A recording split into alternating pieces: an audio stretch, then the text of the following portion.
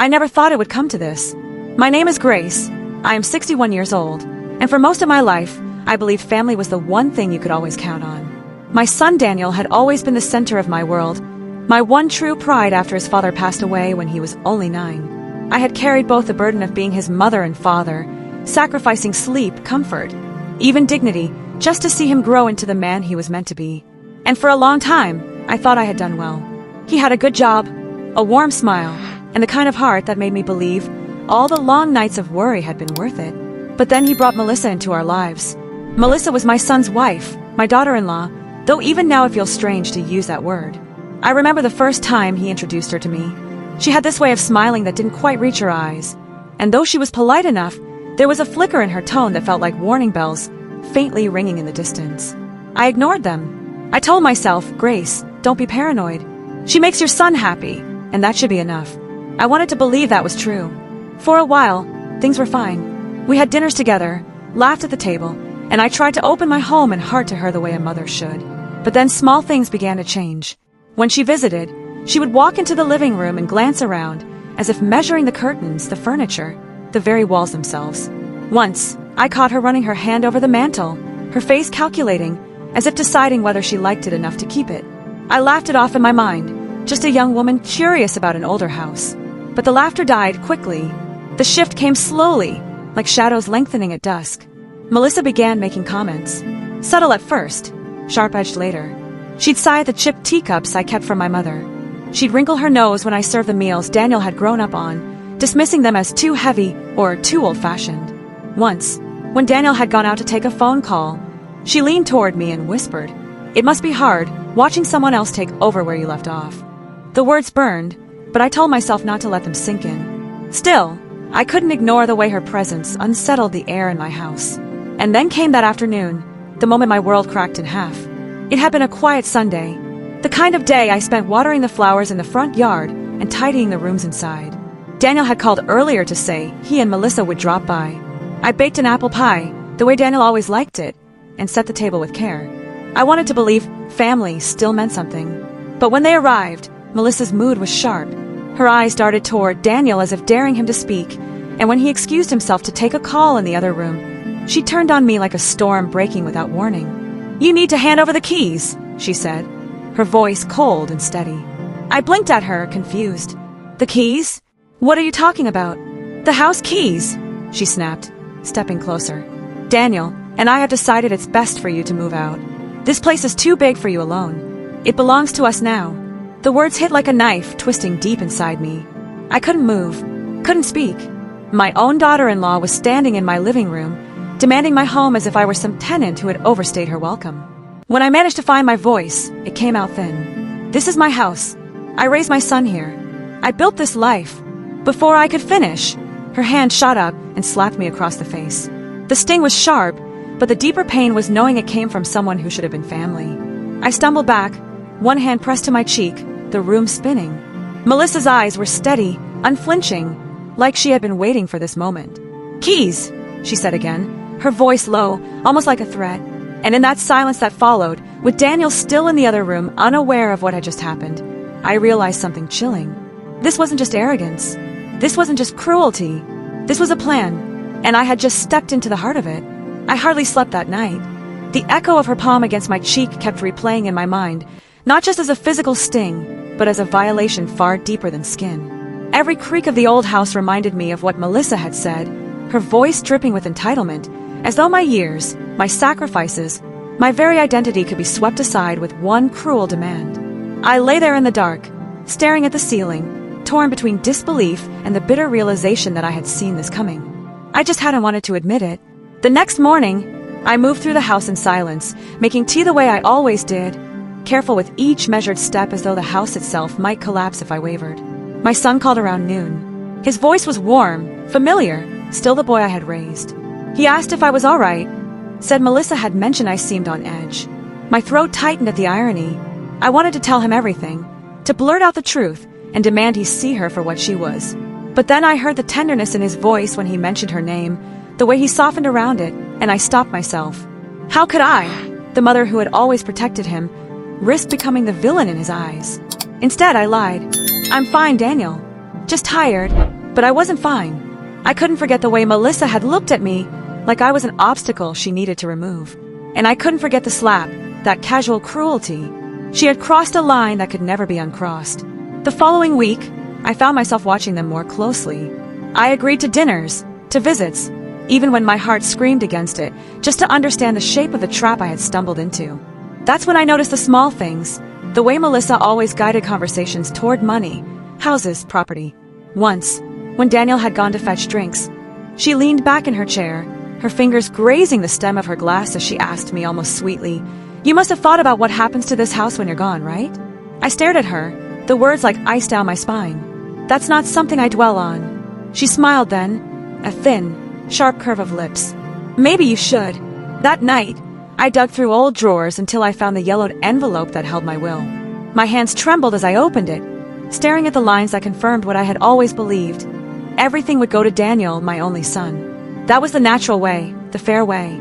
But now I realized how Melissa must have seen those lines, those signatures, not as family security, but as a prize. I remember the first time she came to this house, years earlier. Daniel had brought her on a spring afternoon, his hand clasped around hers as though she were a treasure he'd found. I had served them tea in the living room. Melissa had wandered, touching the photographs, pausing at the frame that held Daniel's graduation picture. She'd smiled at me then, polite, but I had caught it even then, that flicker in her eyes, that calculation. I had dismissed it as nerves. I wanted to believe she loved him, not what came with him. I see now how foolish I was. One evening, a week after the slap, I overheard something that chilled me to the core. I had gone to return a dish Daniel had left behind. Their front door was ajar, and before I knocked, I heard their voices drifting out. Melissa's voice was sharp, urgent. "She won't last much longer in that house. You know she can't manage alone. If she loves you, she'll hand it over sooner or later. Don't you think it's time we pushed harder?" I froze. Daniel's voice came next, softer, uncertain. "She's my mother, Melissa. Just don't be too hard on her, all right?" Melissa's reply was a whisper I could barely catch, but the venom in it was unmistakable. "She's standing in the way of our future." I slipped away before they could see me, my chest tight, my breath ragged. In that moment, I realized the slap wasn't a random outburst. It was part of something larger, a quiet campaign to push me out of the home I had built, the life I had nurtured. And I also realized something else. Melissa was not going to stop. That night, I sat at my kitchen table, staring at the wood grain worn smooth by years of family meals, birthdays, laughter, and sorrow. I pressed my hand to the table, steadying myself, and I swore silently that I would not be erased. If Melissa thought she could strip me of dignity and memory with a slap and a demand, she had underestimated me. But beneath that vow, another truth gnawed at me. Daniel didn't see it yet. He was blind to the poison seeping into our family. And until he saw it for himself, I was alone. The question wasn't whether Melissa would try again. It was when. And when she did, I would be ready. The days that followed were heavy with silence, though it wasn't the silence of peace. It was the kind of silence that pressed against my chest, thick and suffocating, as though the walls of my home were listening, waiting. I carried on with my routines, watering the plants in the front yard, folding laundry, cooking meals for one, but inside I was unsettled, restless. I found myself listening for footsteps that weren't there, whispers that belonged to Melissa's sharp tongue, always expecting her shadow to appear at my door. What I couldn't shake was the memory of what I had overheard at their house, those words that cut deeper than the slap. "She's standing in the way of our future." I thought about it constantly. The house wasn't just a building. It was where Daniel had taken his first steps, where I had nursed him through fevers, where his father's laughter had once filled the halls. And now, to Melissa, it was nothing more than a prize to be claimed. It was a Tuesday morning when the first breadcrumb appeared. I had gone into town for groceries, pushing the cart through the aisles with a mind fogged by worry. At the register, the cashier smiled kindly at me and said, "So, big move coming up, huh? Melissa mentioned you'd be relocating soon." My chest tightened. "Relocating?" "Yes," the cashier said casually, bagging my bread and milk. "She said you'd be handing the house over and moving into something smaller." She seemed very excited about it. I stood frozen, the hum of the store fading into nothing. I hadn't said a word to anyone, and yet Melissa was out there planting seeds, spreading her version of a story that hadn't even happened. It wasn't just a slap in my living room anymore.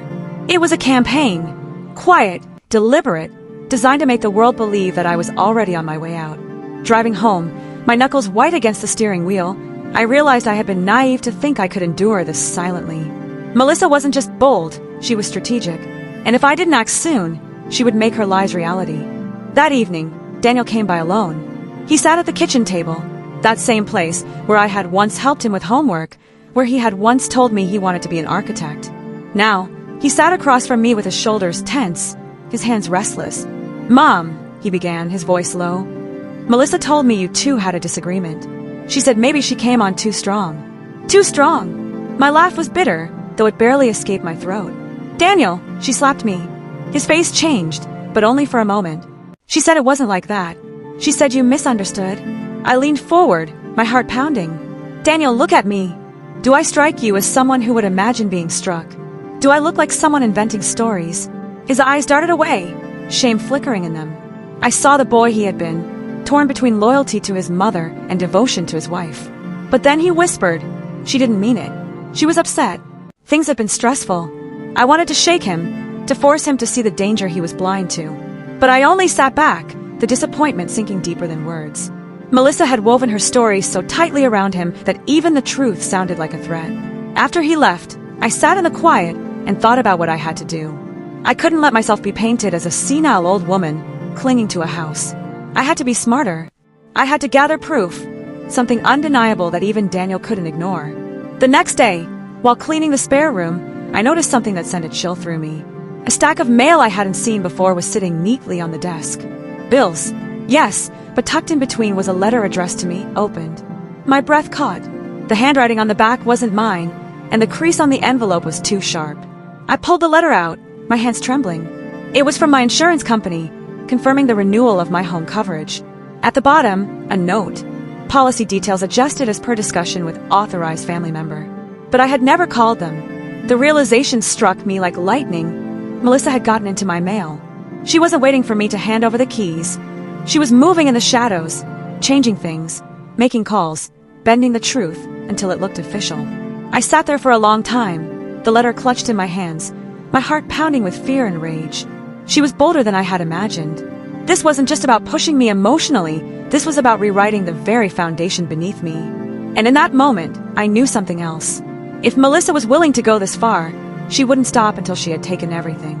To those of you listening to this, I need you to hear me. Sometimes betrayal doesn't come from strangers or enemies. It comes from the people you welcome into your home, the ones you trust to sit at your table. If you've ever doubted someone close to you, don't ignore that instinct. It might save you. And if you've made it this far with me, please don't forget to like this video and subscribe, because what I uncovered next changed everything. I thought the slap was the beginning. I was wrong. The real nightmare was just starting. The days that followed felt like walking across a frozen lake, every step threatening to crack the surface beneath me. I moved carefully, quietly, carrying my suspicions like a fragile lantern, its light flickering but unbroken. Yet the letter I had found haunted me, the insurance company's words stamped in ink, confirmation that Melissa had already crossed a line no one should ever cross. She wasn't waiting for chance or inheritance. She was building a paper trail. I knew then that proof wasn't enough. I had to gather it, protect it, and prepare for the moment when her lies would unravel. I started small. I bought a simple notebook and began writing everything down. Every word, every glance, every whisper I overheard. I marked the date, the time, the tone. I didn't want to rely on memory, not when Melissa was already spreading whispers in town about my supposed plans to move out. I needed a record, something undeniable. The next piece of proof came sooner than I expected. One evening, I returned home to find the front door slightly ajar. My heart pounded as I stepped inside. Nothing seemed missing, but when I went to the study, I found the desk drawer open, my papers shuffled. At first, I thought perhaps I had forgotten to lock it. But then I noticed the faintest trace of Melissa's perfume lingering in the air, floral and sharp. I sat down heavily, the room spinning. She had been inside my house when I wasn't there. Rage burned in my chest, hot and sharp, but I didn't let it blind me. Instead, I turned to the one thing Melissa hadn't accounted for, my resilience. That night, I called the insurance company myself. I asked about the policy, about who had spoken to them on my behalf. The representative hesitated, but eventually admitted the truth. The changes had been requested by a relative listed on file. Melissa's name. I thanked them politely, masking the tremor in my voice, and hung up. Then I sat in the dark, staring at the phone, my mind racing. I finally had undeniable proof that she was moving against me in secret, manipulating records, forging conversations. And yet, telling Daniel wasn't an option. He had already chosen to defend her once. If I confronted him with only suspicion, I knew how it would end, with me painted as bitter, jealous, or losing my grip on reality. So I decided to do what I had done all my life when the world threatened to drown me. I fought back quietly, patiently. The first counter-move came to me in the dead of night, when the house creaked with its old bones and my thoughts refused to let me rest. I would not confront her head-on. No, Melissa thrived on confrontation, on twisting words until the victim seemed the aggressor. Instead, I would let her reveal herself. I called a locksmith the next morning. When he arrived, I asked him to change all the locks in the house. As he worked, I felt a quiet satisfaction rise in me. The new keys, cool and sharp in my palm, felt like a shield. If Melissa wanted in again, she would have to show her hand openly. When Daniel visited later that week, Melissa at his side, I saw her falter for the first time. She reached casually for the door, twisting the knob the way she always did, only to find it locked. Her eyes flicked toward me, sharp and questioning, before Daniel even noticed. "Mom," he said with a smile, unaware of the undercurrent. "You changed the locks?" "Yes," I replied evenly, handing him a new copy of the key. "For safety." Melissa's face tightened, the mask slipping just for a heartbeat. That moment told me everything. She knew I was no longer playing blind. Still, I said nothing. I let her stew in her silence. Later that evening, after they left, I sat by the window, the night pressing against the glass. For the first time in weeks, I felt a strange calm settle in me. I had proof. I had taken a step. But I also knew Melissa was not the kind of woman to retreat quietly. She would strike back. Harder, bolder, more reckless. And when she did, I would be ready. But what I didn't know was just how far she was willing to go, or how public the next blow would be. Because Melissa was about to drag this war out of the shadows and into the open, where everyone could see. The quiet I had felt after changing the locks didn't last. It was only the stillness before a storm. I knew at the moment Melissa's eyes narrowed at the door, the way she pressed her lips into a smile that never touched her eyes. She had registered the move, and in her silence I could almost hear the gears turning. Sure enough, the first strike came not within the walls of my home but outside, in the community that had always been my safe ground.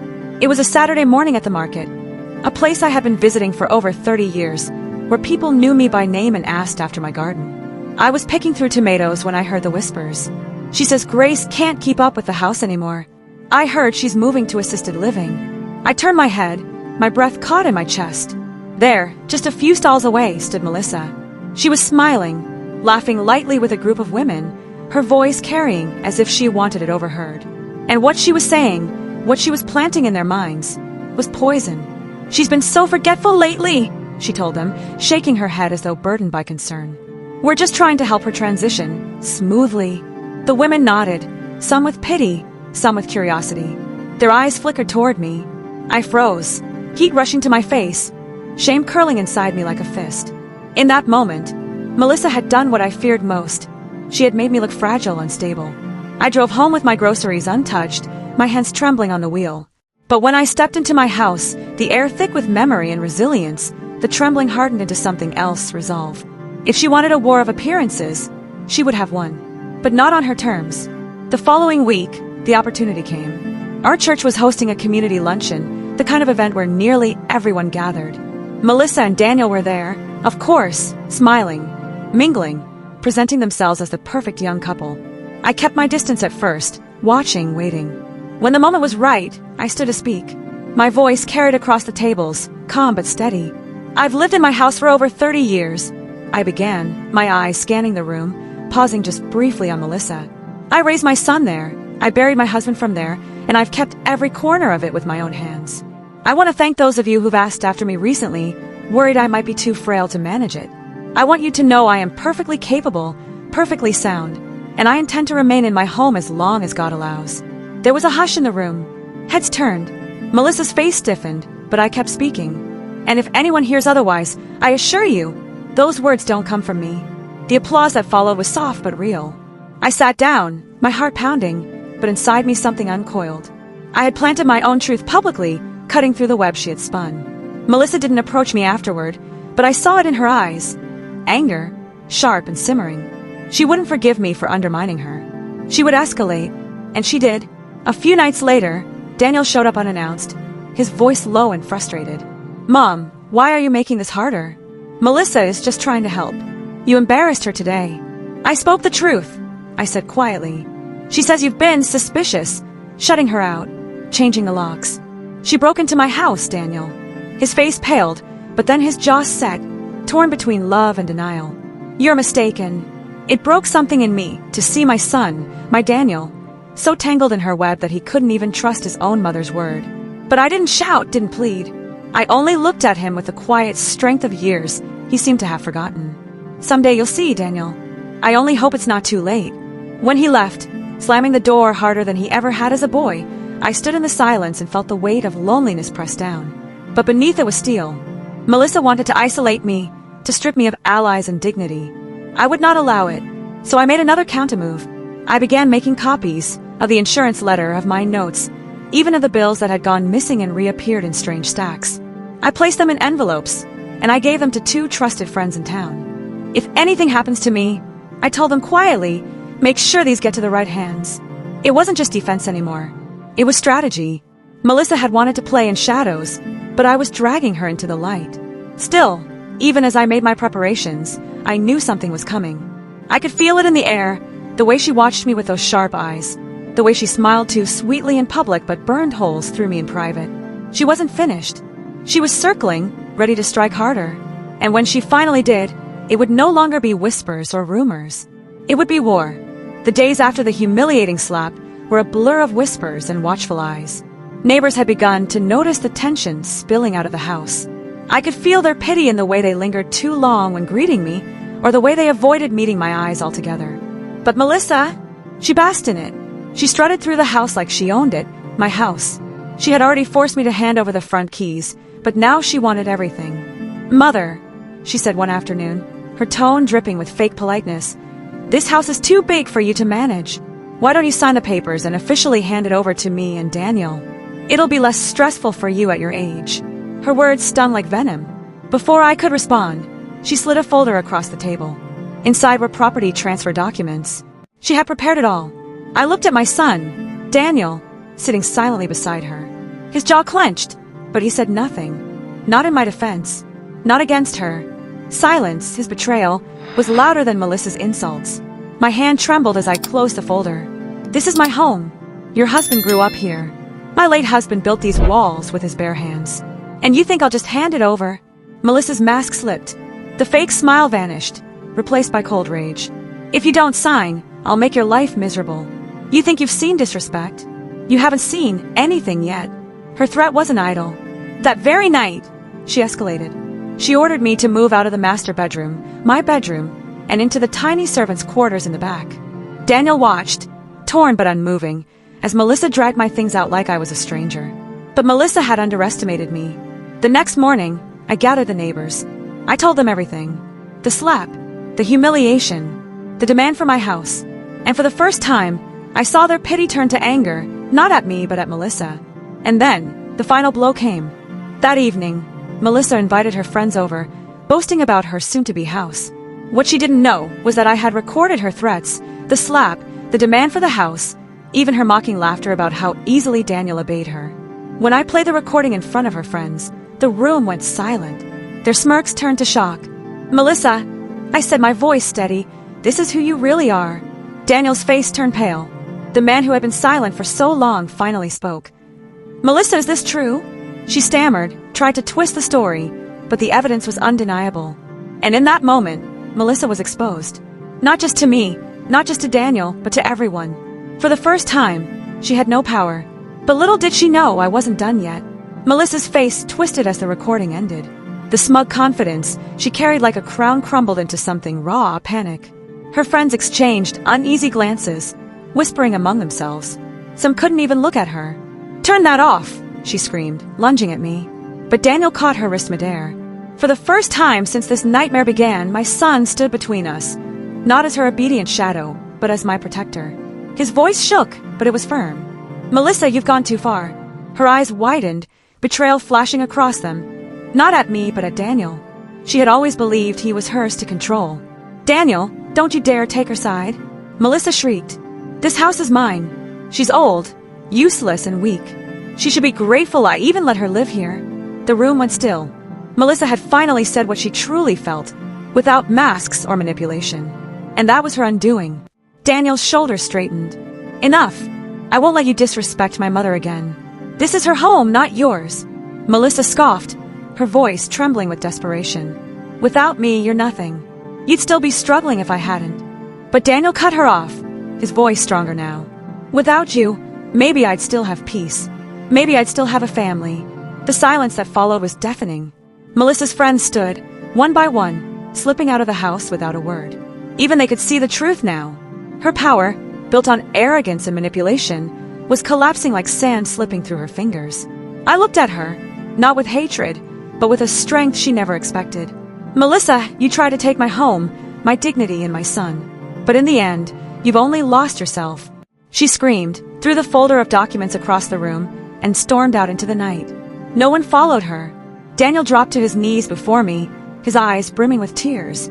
Mom, I'm sorry. I should have defended you sooner. I let her control me. I let you suffer. I placed my hand on his shoulder, the weight of years of love and sacrifice flowing through me. What matters is you see the truth now. We rebuild together. The house felt different that night. Not heavy, not filled with tension, but free. Melissa's presence had been a poison, and with her gone, the air was lighter. The neighbors who had once whispered now came openly, offering support, praise, and comfort. They admired the courage it took to expose Melissa's cruelty and the bond that had been restored between mother and son. And as I stood at the doorway of the home my husband built, with my son at my side, I realized something Melissa would never understand. A house is just walls and bricks, but a home is made of love, respect, and truth. And that, no one could ever steal from me again. Melissa was gone, defeated, exposed. And for the first time in years, I smiled,